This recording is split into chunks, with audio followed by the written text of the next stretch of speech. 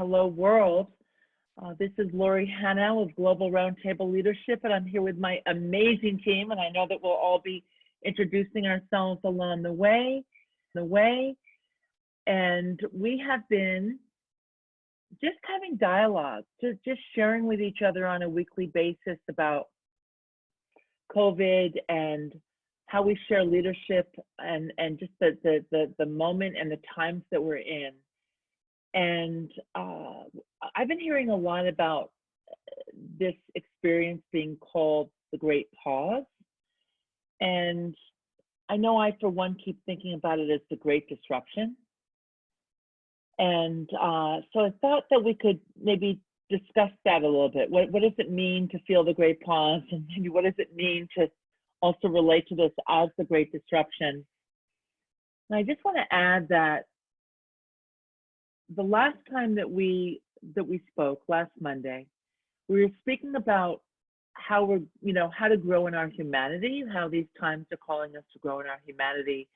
And we were talking about what we're learning. And a number of us here on our team were saying the positives that we're learning. And Julie is our newest team member. She actually joined us last week and had shared that she was very nervous to say, and Jill, I'll let you please speak for yourself, but just setting the context that you were very emotional and very, even a little scared, a little nervous to bring up the fact that of the pain you were feeling and the racism that's going on in your neighborhood in Brooklyn and how many people especially African Americans are dying, like the percentage is the highest with African Americans in our country. And so just again, like, how do we hold it all? How do we hold it all within us and flow with it all? And so I just want to name that as a framing, and then I'll step back and invite our dialogue together. I also name for the world that just as we're reflecting, that we have a guiding principle, and it's the practice of making room for silence to enter. And in the silence, we can find our deeper substance and our deeper truth and authenticity, and even allow spirit and the mystery to join in with us and to make space for what's beyond our rational mind. So sometimes with us, you may get gaps of silence, and we know that many are uncomfortable with silence, but we like to practice being in some of the gaps together. So I just want to state that. It's a big leap to take, because I think last week Julie shared something that is quite painful about our current system, and I have no words. I have no words to really justify something that is completely inhumane. It's just not American. It's just not. So seeing that side of our system, which is dark, which is putrid, which is not working, which is a system that's completely excluding, and it's a system that's run by privilege. There's a lot of darkness in there. So I want to take a step back and share that for me, I have felt during this pandemic that stepping into the energy of fear and panic is so easy. That is the current. That's where we're sitting. There's so much uncertainty. It has, as Lori mentioned, disrupted our lives in a big way. It has put us on hold, most of us financially, where we're like, we don't know exactly what's going to happen. Sitting in that level of uncertainty is not easy. We're talking about, we're diving through some very, very painful and difficult times as humanity. By taking the step back, I want to share that for me, I think the greatest opportunity that this is allowing, apart from us really valuing what is important in our lives, is also the opportunity to listen to that collective shift in consciousness that is occurring. That with what's happening, and we're noticing what Julie was sharing, because she's in New York City, my brother is in Brooklyn, and the level of suffering that people are just exposed to in their everyday lives it's completely overwhelming, because you don't know if your loved ones are going to be next, and that puts you in a state of complete fear and panic. I feel that, and I spoke about this in our other episodes, the power of tapping into the infinite possibility of the unknown is huge. Yes, there is a lot of uncertainty, but are we not creators? Do we not have a say in this reality? Are we not able to shift this together? That's what I've been thinking about, is like, can we lift this towards the light? Can we connect together better? Can we be more human? What are we going to do? Hopefully in a couple of months, when this is gone, are we going to go back to the way that we were operating? I hope not. And I don't think so. I think something has definitely shifted, and in my hopeful ways, I think it's shifting into we're moving globally to a better place. And yes, we're going through a lot of suffering and inequality, and we live in a very difficult world. We do.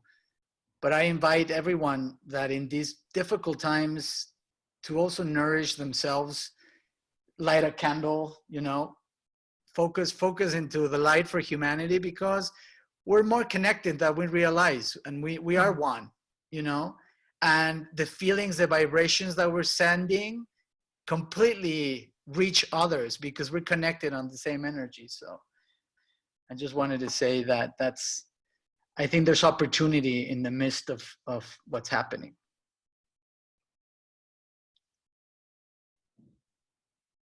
I'll build off of what you said, Sebastian, a little bit, quibbling maybe. And the building off part is that I do think that there is a way in which this pandemic and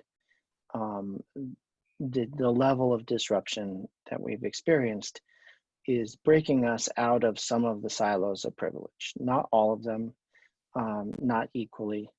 Like if you're, I don't even want to name the name, but just, if you're able to flee to your yacht and post Twitter photos of your, of waiting out the pandemic on your yacht, that's a level of privilege that maybe you're not as disrupted as others. But quite frankly, like in a place like New York City, where a substantial percentage of the financial elite live, there wasn't isolation or separation from the impact of the pandemic in the same way that there is from lots of the other inequities of our culture, of our society. And that is a leveling force.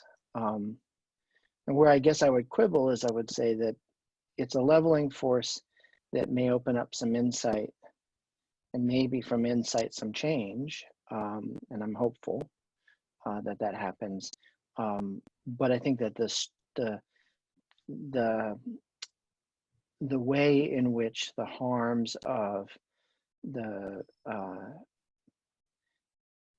pandemic hitting minority communities, in particular the African American community most of all, the way that is happening is absolutely predictable, because we are structured. Our society has evolved over 400 years to be that way. And so it is who we are. It is who we are that we, that we tolerate great disparities in all kinds of realms because of race. And it's also true that we also tolerate great disparities in wealth and the privileges that come with access to resources. So there is, that is not about race, but this certainly the racial dimensions of health are known, they're well studied, they're well documented, and it's a choice that we have made and continue to make as a country to tolerate. And so I'm hopeful that the pandemic and the leveling of the playing field begins to really maybe start us shedding or questioning the paradigm within which what is normal is an intolerable level of inequity. Mm. I think I'll build on that. So I also, as an quibble with it's not American, because it certainly is American. It's been American for a long time. We just haven't cared to notice it from some of our seats. And so when we think about disruption and this being a great disruptor, my hope early on, I can remember there was an article, well, here in Vermont, when the governor said that some daycare workers would have to go out in the front line and serve essential employee families. And I felt outrage at that. We're talking about people who are making less than livable wage, being told they have to go put themselves in danger. You know, again, sort of the inequity that was so clear in that article. And I felt like I was the only one who clearly saw it. And then there were lots of conversations that started happening around that. So I think last week when I talked about taking some solace in the fact that the conversations are happening, not that things have been fixed yet, but that the conversations are starting to happen in circles that maybe have been able to remove themselves from thinking about the inequities that are going on. I look at this pandemic as maybe a great big light, you know, like that, what superhero gets the light up in the New York sky? I forget, Superman or Batman or one of them. Like, this is the great big light that sort of Batman. says, hey, everybody, we need Batman. Batman. Okay, so it's the Batman light, like, okay, people, but it's not calling Batman, it's calling all of us to notice where our systems stink for a great number of the people who live here. And where, what can we do about it? And Right. what is essential for each of us to do about it? right, Like how much we each matter if we really want to make change happen. and the first step is to see it and to talk about it and understand where you're a part of it, right? And Yeah. then we can start maybe creating some wonderful solutions that bring all the minds together, particularly the people who've been affected and disaffected by the way we've designed our structures and our systems.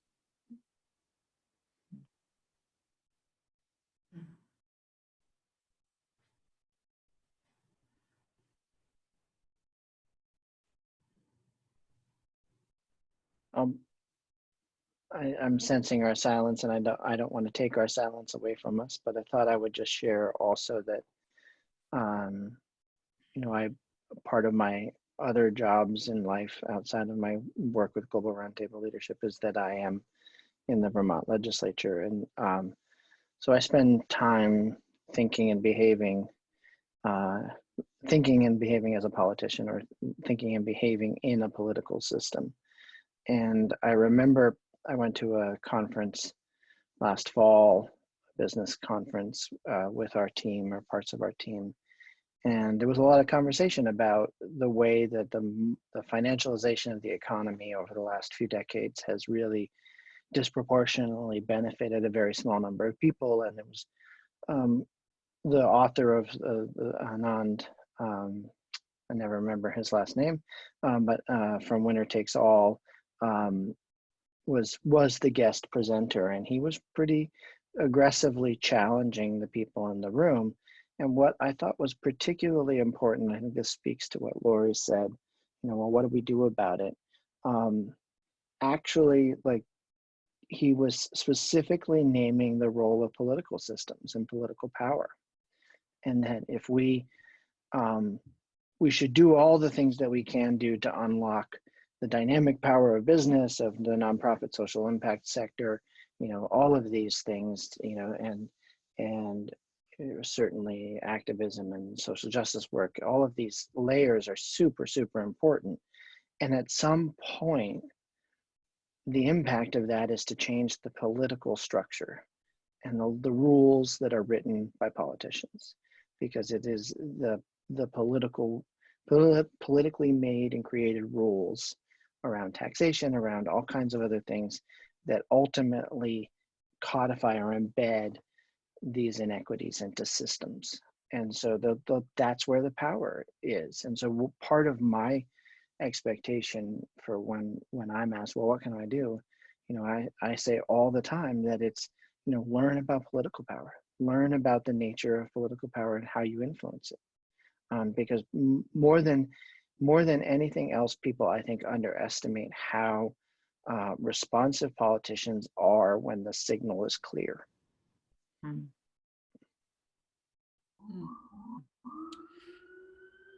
I could follow that. I've been listening to this amazing activist. Do you all know Sean King? Probably a lot of you all know Sean King. If you know Sean King, you should definitely, absolutely, I will share all Thank of his you. work.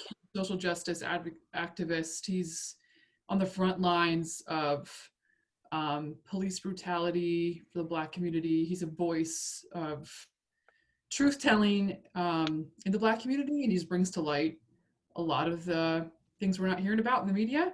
But he just talked about that on one of his recent podcasts, and there's like many district attorneys up for re-election, and that's really the local. It's going to be his take is that it's going to really be about the local community and how we stand for what's happening locally and how we stand for what we want to imagine now. But I have to feel like I just feel like this conversation is really challenging for me. Because every time I have this conversation, I think it's really great to have this conversation, by the way, with white people. And I'm really grateful that we're able to be, I feel like I can be honest in a way in this space that is challenging in mixed groups because of the privilege it is to even have the conversation without feeling the internalized harm around it. In some ways, like, to be able to just process it.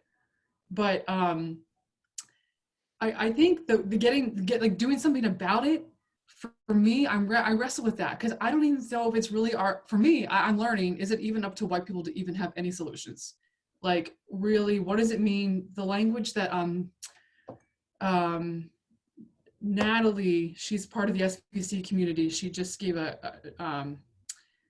talk around what it means to be an accomplice. She just mentioned we're becoming accomplices.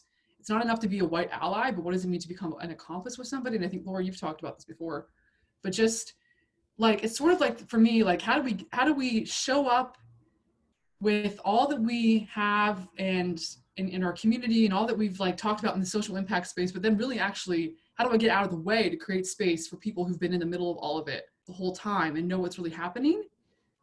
I feel like I'm often theorizing all of it and having conversation around it, but the people who are being impacted, I don't know what the experience is. And I just want to name what you named earlier, Sebastian, too. What I've actually realized is I've actually avoided my own suffering in this moment in New York City because I haven't felt like it's relevant or there's a place for it. Right.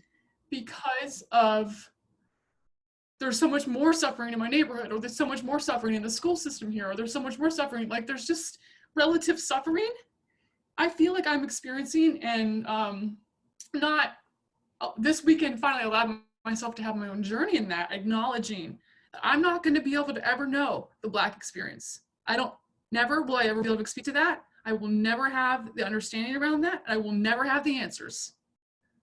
So it actually allowed me to step into my own place of my own suffering. Because I lost a colleague this last week. Some of my neighbors have passed away.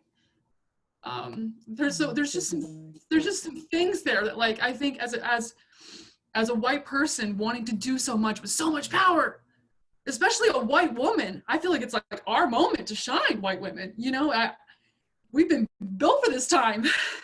I'm just wrestling with that. How do I hold the power, get out of the way, be in my suffering, hold the suffering of others?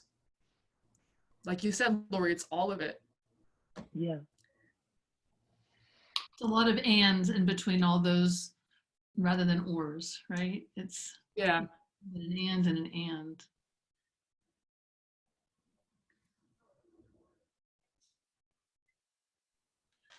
Yeah, I'm want to name too that I'm feeling very emotional.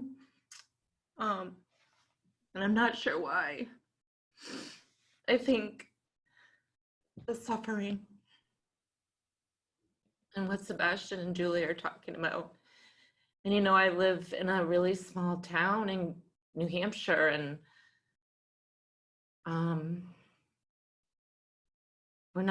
it's not as prevalent as Brooklyn, but I feel it. So.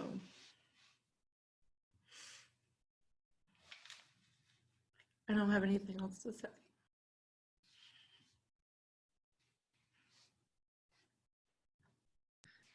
I wanted to jump there. I have two things that I wanted to add.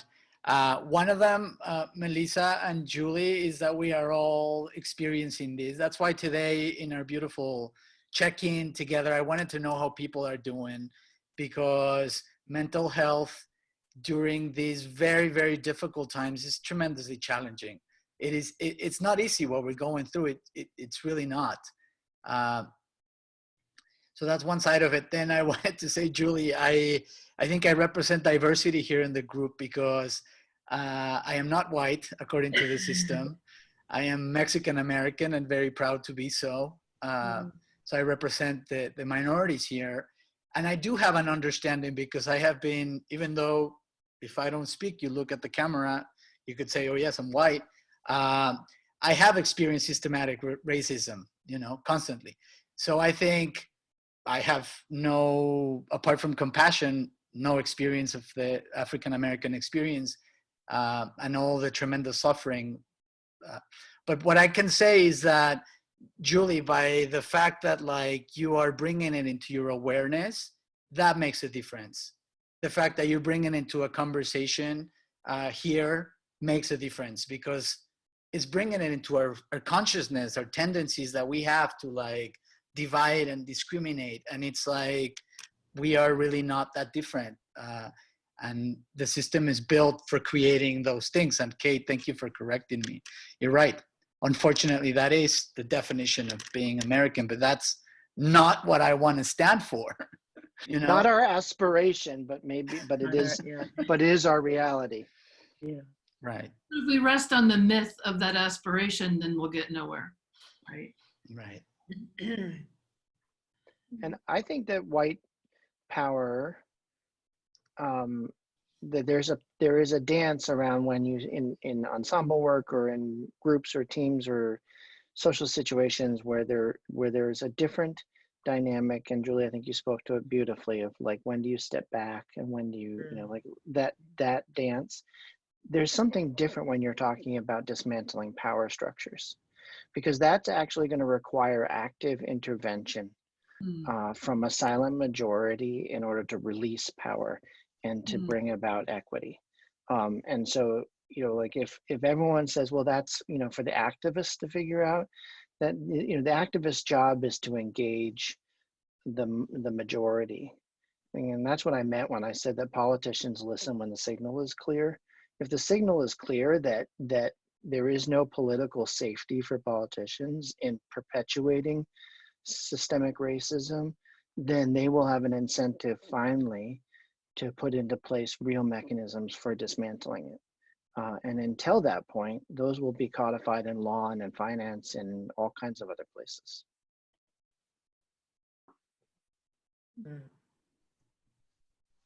I'm feeling moved to appreciate the big hearts of this group. I know I often say that, but like especially as I'm looking in your eyes, Melissa, and yours, Julia, as you're sharing, and just want to acknowledge how grateful I feel to be part of a team that has such big hearts, and that's hard. Like when you have a big heart, it makes you very sensitive, I think, and vulnerable, and you take in so much of what's going on, and you don't just like shut it off or create a shield around it. Like you let it in, and you let it hurt you. You let it cause suffering in your mind and in your heart and in your life. And I was thinking about, I guess in my case, I've mentioned this briefly before, but my time in Peace Corps and my time now as a father, and I'm part of a multinational family, a multiracial family.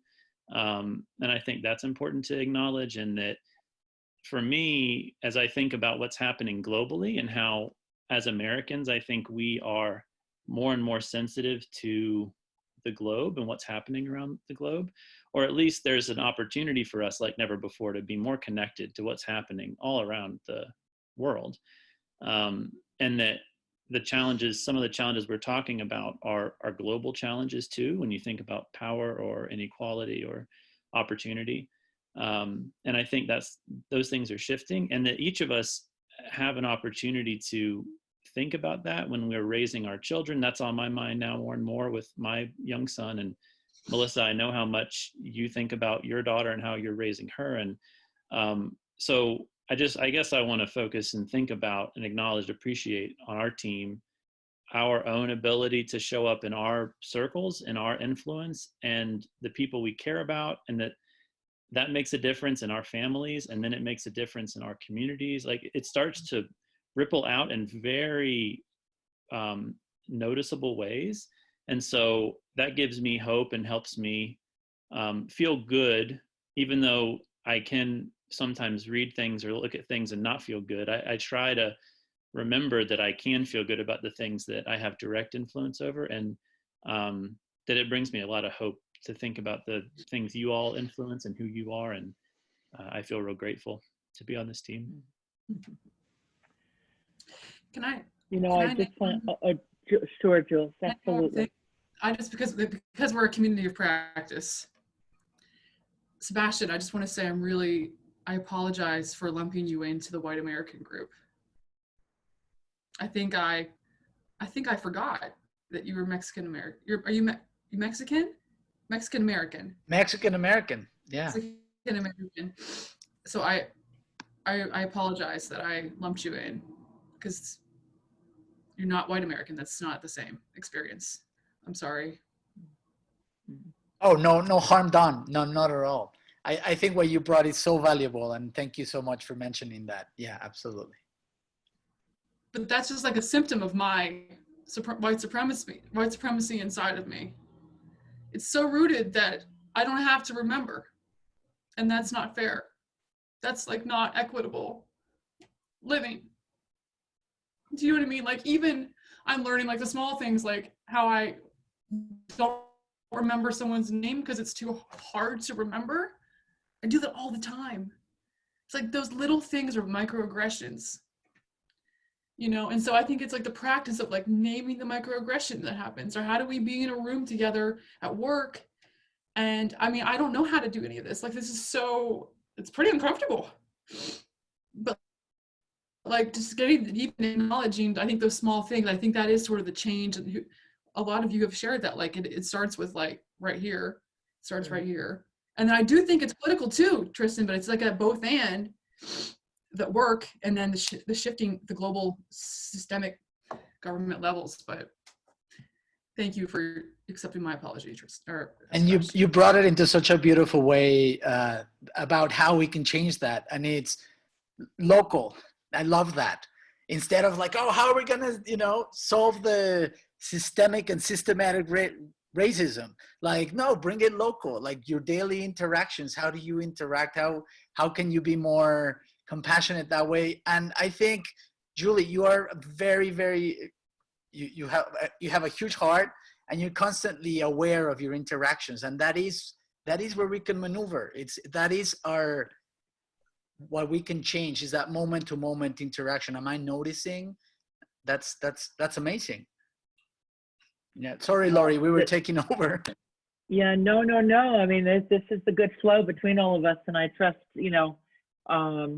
who speaks and who doesn't, or what gets said. I so appreciate it. I so appreciate this conversation. And also, that Dhruva Jagazia is a team member who's on sabbatical, and yet we are still mostly a white team. And as we have said, we struggle. I've really struggled with this, because I don't feel that it's so weird to have our team not necessarily exemplify our communities that we are deeply connected to and committed to. And I do want to say that for me, Julie, this is not only a race conversation, it is a race conversation too.